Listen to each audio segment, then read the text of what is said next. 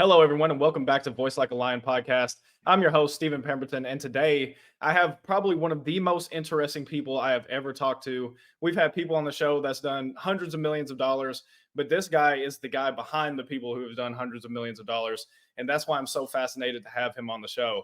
So today I have Steve Walsh. He is the founder of Hands On Angel LLC. He is an entrepreneur and angel investor with a 20-plus year executive portfolio across sales, marketing, operations of some of the largest tech companies and media companies, including Comcast and Cox. Cox is actually the people who have to come and fix my internet. Steve has invested in over 60 early stage companies, helping them raise millions in capital and countless connections via Hands On Angels, key strategic relationships and partnerships. Steve believes his unique hands on approach to being not only financially, but personally invested in a company's growth and success sets him apart in every competitive startup ecosystem. Steve, welcome to the show. Thanks, man. Thanks for having me, Stephen. I appreciate you. Yeah, I appreciate you being here because most of the time when I have these shows and I have people come on, it's generally people who have built some kind of big company, but you are the one who helped people build these big companies. And that's what I'm so fascinated about because if I remember correctly, and you can correct me if I'm wrong, but yes, you've invested in over 60 early stage companies, but you've also have helped, was it 14 or 16 exit already? So I have 63 portfolio companies.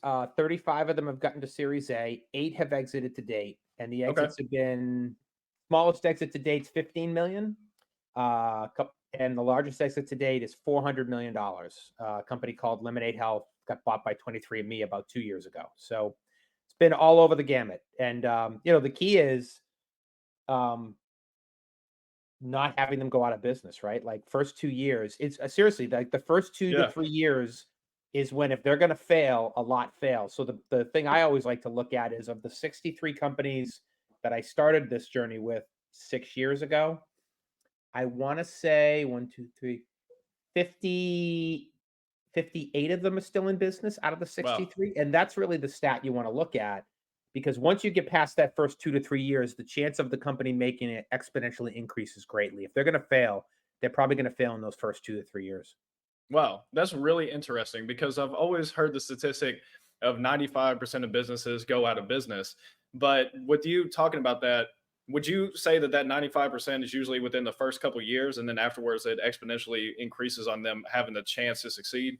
Yeah, I mean, the way I look at it, it's about in my numbers based on what I've seen, it's Yeah. about half. It's about 50% fail. But of the ones that fail, I would say about 90% of them fail in those first couple of years, which are the hardest. Mm, 0 to 1 is the hardest. So, if I invest in 10 companies, I've got 63, but here's the math I use. If I invest in 10 companies, of the 10, 5 are going to 0, and it's the other 5 that are going to do something. Number 6 and 7 will probably return even money. Number 8 and 9 might return 10 to 50x. And number 10 is going to return something greater than that. It could be 100x, 1000x, 10,000x. And that ninth and 10th one will probably return all the ones that went out of business. And that's the same way for venture funds, whether you're an individual angel or a venture fund, they look at the math pretty similarly. Probably 50% are going out of business, but it's the other 50% that make it in some capacity that are going to pay back all the ones that didn't. yeah. So with you, because I know that you had all the experience before you became an angel investor, was that what gave you the foundation to make good assessments? Because there's people that I know who they've been good in business, but then when they start investing in stuff, it's like everything sucks that they invested in. Yeah, I mean, for me, it's funny. I have a thesis that I try to stay to, um, and it's in areas that I know, areas that I have expertise in, or areas I'm passionate about. It's only at the pre-seed and seed stage. It's always post product, post revenue. So they have to have a product in market and they have to have paying customers. I always say it like if they don't have paying customers, I'm not interested. And the last thing that's really helped me, Stephen, to your point, is that I won't invest in a company if I can't convince people around me who are a lot smarter, who've been doing this a lot longer to come along for that journey. So when I get a company that I really like, at this point, I probably have got a database of like 750 people I've invested with in different companies. I'll take the deal to my investor base and I'll say, hey, if let's say it's B2B SaaS, I know Yeah. in my database there's 50 or 60 people that love B2B SaaS. So I'll take it to them and go, Stephen, this is my thesis. This is the company. This is what I see. This is what I see, and this is why I think it's investable. help me validate this. And they may come back and go, we don't like this about the product, or we don't like this about the team, or maybe they're not looking at the TAM's not big enough. And if I can't convince 5 or 6 of them to come along for the journey with me into the round, I won't invest in the deal. So what I tell the founder is the good news for you is if I can convince them, you're going to 5x the amount of money because I'll bring friends along. The bad news for you is if I can't convince any of them, you get 0. I like to protect myself from myself because everybody, Stephen, has Hmm. bias when they invest, and we all have blinders on because we fall in love with the founder. We're like, the founder's great, they're unbelievable. I'm like, but is there a real business here? Do they have paying customers? Are there the mechanics? So by doing that, I really validate my own thesis and I make sure I'm not missing anything. And I would argue my 8 exits are really a byproduct of my ability to bring others into a deal to make sure I'm making a good decision so we have better outcomes for all. That's really Ooh, how I've done that's that. good. That's really good because especially in today's culture, what I've seen in social media, a lot of this lone wolf theory. It's like, well, you just got to do it by yourself. You got to bootstrap it. You got to make it happen. And your thesis is almost the direct opposite. Where if you are going to work with a company, if you're going to invest, you want to make sure to bring other people with you because if they don't validate the idea, and it almost is hedging your risk, right? Because instead of it just being you and the data that you have, you're hedging risk because you're bringing more people in because they're going to spot things that maybe you didn't see. And I Absolutely. love that. So what you're doing when you're investing, you're always trying to mitigate risk. You can't eliminate risk, but what you can do is mitigate it. So for Yep. example, by not investing pre-revenue, I'm mitigating risk. The number of companies that can launch a product versus the number of companies that can actually launch a product and make money at it, that gap's actually a lot wider than people think. There's a lot of companies that launch a product that never monetize. So by waiting for it to have revenue and post product, I mitigate risk. Mm. By bringing other investors in that have been doing it a lot longer, I mitigate risk. By making sure it's in an area that I understand and I have conviction in and I have experience in, I mitigate risk. So anything you can do to mitigate risk, I think provides a chance for a better outcome. It never eliminates risk, but it allows you to mitigate it a little bit. Do I pay a little bit higher of a multiple by waiting or by doing this? Maybe, but I think so far the math has told me that it's working out okay. Yeah, and I also think from a business perspective, because you're putting this business in front of so many other people and you're allowing them to nitpick it, by the time you get into it, you almost have a business roadmap. It's like, okay, this is what's wrong with the product, this is what's wrong with the statement, this is what's wrong, this is what the founder is doing where he's focusing or she's focusing in the wrong area. So by the time you do invest, you already have a game plan for first 96 months, a year of these are the things we need to fix to rapidly increase the valuation of a company. I think that's just super smart the way that you're going about it. It really, you know what it does, Stephen? Over time, it allows you to be really good at understanding what good looks like. Mm, Like now, like 6 years in, I did the math because I'm anal retentive. I've talked to over 3,000 founders in the last 6 years. And the longer I do it, the more I narrow my thesis on verticals that I pay attention to. So now instead of talking to 40 or 50 SaaS founders, I probably talk to 1,500 SaaS founders. wow. You start to realize pretty quickly what good looks like when you see the same type of stuff over and over. You understand what type of traction, what should their CAC to LTV be? How long should it take them to get to break even or profitability? How much money do they need to scale? Like you start to see patterns develop. So the longer you do it, the better you become at it. It's like anything else, it's all muscle memory. So what's some of the key indicators that you look for? If I was a SaaS founder and I came to you with a company, what would make me investable against non-investable? First of all, I have a good friend of mine, Tim McSweeney, who's a big investor in Boston, and he always says, "Know your numbers." Like, I can't stand it when I get on a call and I ask the basics, and that to me, basics like what's revenue, MRR, Yeah. what'd you do last year, what'd you do the last 90 days, what percent's it growing month over month, how does it compare to the prior quarter or the prior month, whatever you want to show me. And as you're increasing revenue, what's the cost to acquire a customer? And is that going up or down over time as you scale? Like those are pretty basic things. You would be Yeah. shocked how many founders like deer in headlights, like, oh, you want to know what it cost me to get a customer? I'm like, well, that would be nice. Because it doesn't matter what you're selling it for. If what you're selling it for is more expensive than what it costs you to get a customer, you're losing money. Yep. So I like to, you know, get into, I'll call it the basic math. I don't have to understand the code you used. I don't have to understand, is it open source, ChatGPT, what's your plugin? What I like to understand is, okay, you started at 0 customers and 0 revenue, and now you're at 20,000 a month. How long did it take you to get there? What's the cost to get there? Is it going down over time? So is your margin getting better over time? So is this a scenario where if we simply pour gasoline on this thing just explodes and grows faster at a very good margin? And by very good, I mean 50, 60, 70% margin. I understand that very easily. And the funny thing is, every time I get a pitch, I get a slide and it's this 5-year projection slide, and it goes from today to 5 years out, and it shows revenue going from 0 to a number. You want to take a guess on what that number always is, no matter what kind of company? Probably a million. 100 million. 100 million. Oh, interesting. Everybody shows 0 to 100 million in 5 years if they just get this. Now, what they don't show me is the last 6 months. What I really want to see is the last 6 months, because if you can show me a slide that says, Steve, in the last 6 months, we went from 100 customers to 1,000, no revenue to 20,000 a month. It's growing 20% month over month, and our cost to acquire customers is going down. That's what I want to invest in. No shit, the next 5 years is going to be really big and it's going to grow, but no one knows if that's going to happen.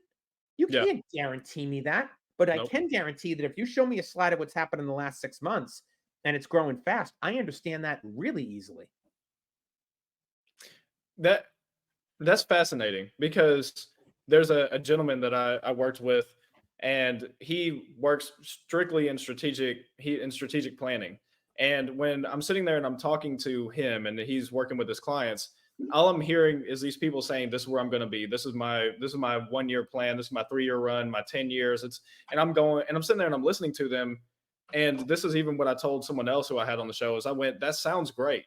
It's like, but you are right now, you're having problems with acquiring customers. Instead of planning on where you're going, it's like, why not fix what's not working now?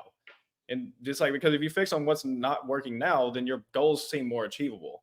Because guess that was my only issue with strategic planning, is strategic planning, unless you have those numbers in place, right? Where you can sit there and say, well, this is what my MRR is. This is what my cost to acquire a customer is. Is it going up? Is it going down? Am I making more money? Am I growing? Am I dying? What does it look like? Yeah. If you don't know those numbers, you can't put a solid number in place or a solid goal in place. And I think it's really dangerous when people will sit there and not know their numbers, and then they'll start hiring people. It's like, but you're hemorrhaging money and you just don't realize it, because you're sitting there because this happened so many times with e-commerce, and I can understand why you don't invest in that side.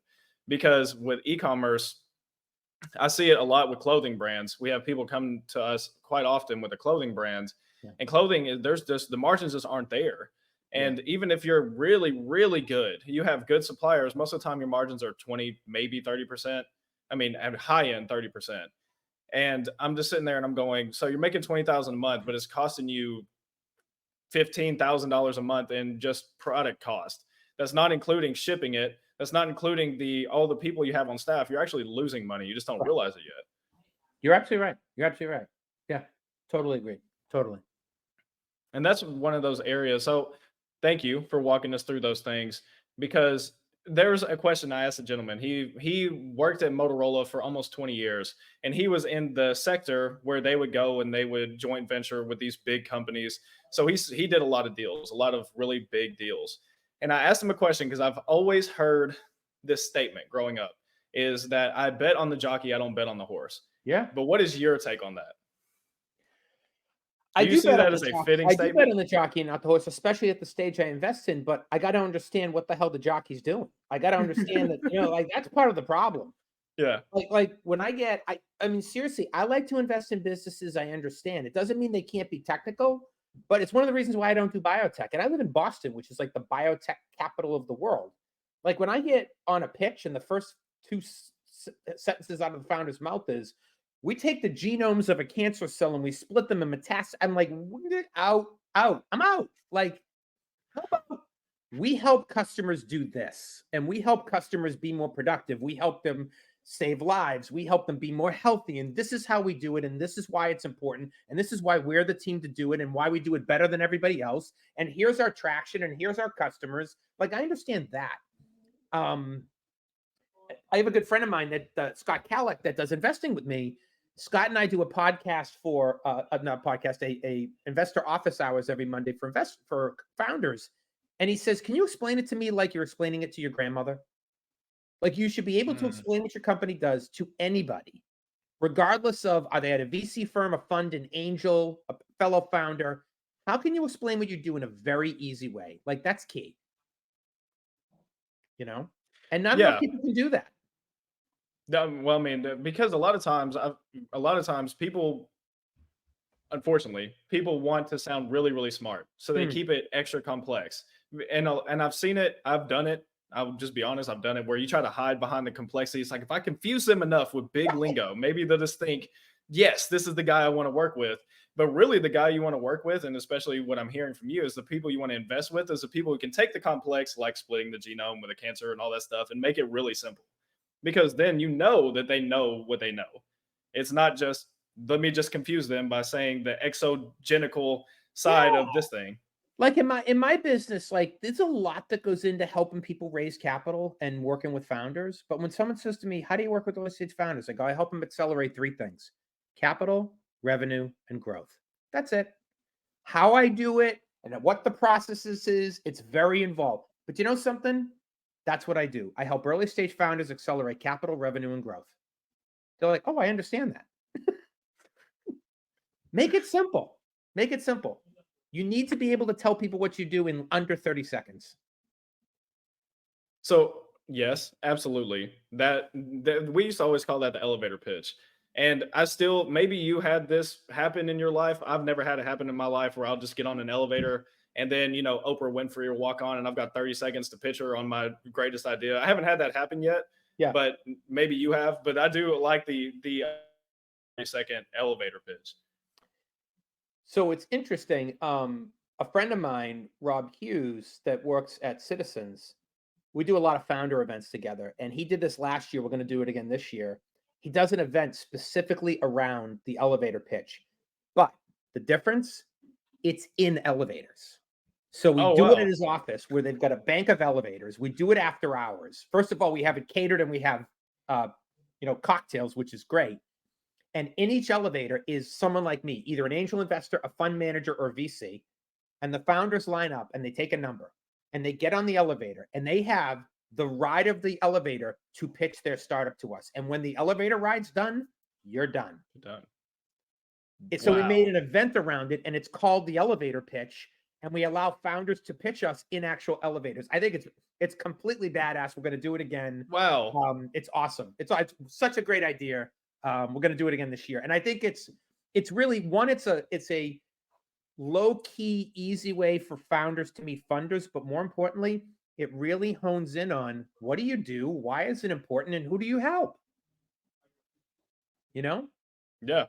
That's wow. I've never heard of an event like that. That is so amazing and just mind blowing because it's taking what I just said about getting on an elevator and making it real. Like the fact that it's real, the fact that you would be on an elevator and I walk in, it's like this is how long I've got. I literally have until this ride You look at ends. it, there's 30 floors. We're riding to the 30th floor. That's your pitch, man. Now, Figure it out. can I be like Will Ferrell off of Elf and just hit all the buttons, or is it only Exactly. Exactly. So it's a lot of fun. I think it's a really great way, but it really, another example. I've done a bunch of my deals with Jason Calacanis in California from the All In podcast, which is the number one podcast in the world. I was listening to it this morning. So when people pitch his accelerator call, which is called Launch, they have a huge clock and it says 3 minutes. And they start it when the founder starts pitching. At 3 minutes, you're done. Steven, I don't care if you're still on Hello, my name's Steven. You're done. Period. There is no additional time. You're done. And it really teaches the founder to get their pitch down into a crisp 3 minute pitch.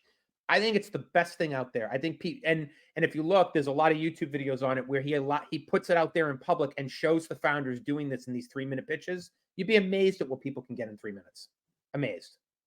I I'm still amazed because the big culture right now with social media, you have YouTube shorts, you have reels, all that stuff, TikToks, and they're a minute.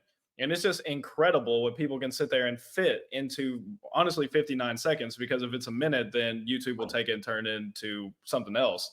But just that concept, right?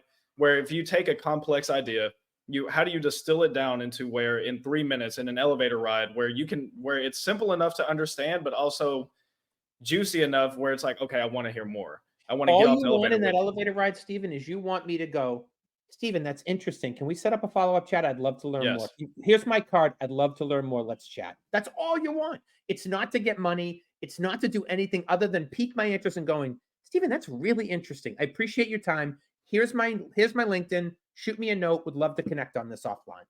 That's all you want. That's fascinating because I've heard that from other people outside of just investing. I've heard that in many different areas where it's just piquing interest. Like if you can pique my interest, and that I heard this where a guy was talking about where he met Jeff Bezos, and he was saying he had a full conversation with Jeff Bezos, but he never once talked about money. He never once talked about, because Jeff Bezos is so rich, there's nothing you can do for him. There's no way you can go into his business and make it better. He doesn't care for your capital, but he just wants you to pique his interest. So this guy did like a magic trick, and it piqued Jeff Bezos' interest, and they had a 15-minute chat. But that's even what you're saying is just pique my interest. That's all it is. It's all it is. Just pique my interest. That's it. Whether you're pitching a company, going for a job, it's all it is. Yeah. And so now that we're talking on the other side of it, so with the companies you have invested in, especially with the ones you helped exit, Yeah. what did you see to be the big difference between the 15 million and the 400 million, if Some of any? it sometimes is timing, Mm, market shifts, where they had to take the exit earlier than they wanted because the market shifted and things out of their control happened. Maybe they ran out of runway. Maybe they ran out of cash and this was the best opportunity. Or like I had one exit, two brothers built the company in 4 years, had a $68 million exit. Now, oh, their last round I think was about $9 million. So it was like a 4 or 5x exit. Great. Now, some people would, and it was in the AI space, and this was a couple years ago before AI got really hot. Imagine yep. and I'm looking at it today Oh man. going, if this company was around today, it would have been 300 million for an exit. But it was two brothers. It was their first startup. They built it from nothing, and they still own 50% of the company when it exited at 68 million bucks. So that's $34 million they took divided by two. What's that? 17 million a piece, Yep. and they were like 30 years old. That's a lot of friggin' money. So, like, as the investor, I could be like, "You should hang on. This is $100 million company," and they could be like, "You know something, Steve? Screw. It's $17 million, and I can go now. Educate my kids, and I have, wealth for my family for the next 20 years. Like, give me a break. It's a lot of money." So I can appreciate that. So you have to balance that. The other difference, some of it's timing, some of it just founders get tired. They want to exit. Some founders like, I'm taking this all the way to an IPO. It just depends. Totally depends. The biggest thing is none of them quit. I mean, a lot of people think that founders and companies fail because they run out of money. That's actually not the case. In most cases, my experience has been it's because the founder quits. They get tired. Well, They just don't want to do it anymore. It's hard, man. It's the hardest thing in the world to do. It literally is. I was on the phone today with one of my founders who was not having a great day. I just spent some time with them and just talked through it. And we just came to the conclusion of it's really hard, but if it was easy, everybody would do it. And yeah. most people can't. They don't have the ability to do it because it's really Yeah. hard. That's one of the biggest pieces that I try to educate people on, because people see that I'm young and they'll say, well, it must have been easy if you were able to do it being young. It's like, you don't understand even how 2023 was. 2023, I'm getting punched in the mouth every day. And a lot of people, they just see the other side of it, but you don't see the hits. It is hard. And I've told so many people this. They'll say, I want to start my own business. Like, no, you don't. Why? Why do you want to start your own business? Well, I want to make more money. It's like, then get a promotion at the job you're at. There's Because easier ways to make money, man. yeah, there's Easier. easier ways to make money. People think that being a business owner, you're going to drive the Lamborghini and have the mansion and all the stuff. But there's very, very few that get to that point. You have to go through a lot to get there. Steve, If for you're the just first looking two to make years, money, first 2 years, didn't make a dime. Didn't care. I yeah, was about building a business. I'm in year 6, and everybody sees what I'm doing now and the success. They weren't here in the first 2 years. They weren't seeing it then. And it takes a lot of time, a lot of effort, and just a lot of patience. It just does. Good things come to those who wait. And it's like fine wine. It just gets better over time. Like I've got, I think I just hit 19,000 LinkedIn followers. Everyone's like, wow, you have almost 20,000 followers. Right. But I had 5,000 6 years ago when I started this journey. It's taken time to grow it. You don't go from 5 to 100,000 in a week. It just, you have to work it over time. So I think you're right. I think people underestimate how hard this is and how long it takes. They want the end result, but they don't want to put in the work. And it's a daily thing. Like when you work for yourself, you have to be self-motivated. Like no one has to tell me to get up and do calls every day. I know why I'm doing it. But you have to love it. If you don't love it, you're right. Go get a job working for somebody else. I just would never want to do that again. Yeah, same. I mean, I will take the pain every day of doing this over the pleasure of just an easy paycheck because Absolutely. it's different. And that's, again, you have to understand the people listening. You have to understand, is that what you really want? Because I mean, most of the people listening, they're startup founders, they're mid market companies. And for them, they've either been through it or they're just stepping into it. If you are just stepping into it, you got to ask yourself a few questions. Like, are you willing to go to zero? And are you willing to keep pushing even if you're at zero? Because most people think of, well, I'm gonna hit zero, and then if I hit zero, I quit. It's like, but then if your idea is not big enough to motivate you to keep moving even after it's zero, then you may not ever see the success you really want. Absolutely, man. Absolutely. Well said. And that's, man, that's just the big part is perseverance. I mean, that's even what I hear you say. The first 2 years, you didn't even take a dime. You had to persevere. It wasn't like, oh yeah, I love this. I love not getting paid. It's so nice. It's so good Right. to just help people and not get paid at all and just add value and just not make anything. You you got to, like, if you want to grow something that's sustainable, like you were saying, you're not going to get sustainable results with just a flash in the pan idea. You have to consistently show up. It's a daily practice. It just is, and it happens over time, and it's not a light switch that goes off. It just happens slowly over time. You go from one client to two clients or one investment to two. I pick my hat up and I'm like, oh crap, there's 63 of these now. But it happened one at a time. Every Yeah. conversation, and remember, to get to 63, I had to talk to 3,000. Everyone's like, wow, that's a huge amount of time. I'm like, no kidding. It's why it's took 6 years. Like I talk to 10 founders a week right now. 40 a month, you know? Well, It just it's a time thing, and most people don't have the patience for it. They just don't. And that's okay. But I love doing it. I'm fine doing it because I understand the value it can bring to these founders and the companies I can help them build. yeah, that's so good. Steve, I just want to thank you for being on the show. For people who want to know more, or if there's a SaaS founder that is listening, how Sure. can they get in contact with you? Two of the easiest ways, my website is handsonangel.com, so that's easy. Or hit me up on LinkedIn, Steve Walsh, and happy to chat a little bit about my network and how it can be helpful. And Stephen, thank you for what you do and for giving this forum to founders to learn more about the ecosystem. I wish more people would take the time to do that because it's how the ecosystem grows. Yeah, absolutely. I'm just thankful for you being here because, for me at least, being a business owner and having a network of business owners that even listen in, is it seems like angel investors and venture capitalists, they're like in the shadows. You guys are almost Batman. And so just trying to bring Batman I out of do the not have a shadows. cape. I don't have a cape. I have some other nicknames, but Batman is not one of them. We'll leave that for the Steve. next podcast. Yeah, okay, there we go. Perfect. Steve, again, thank you so much for being here. And for everyone listening, we'll see you on the next episode.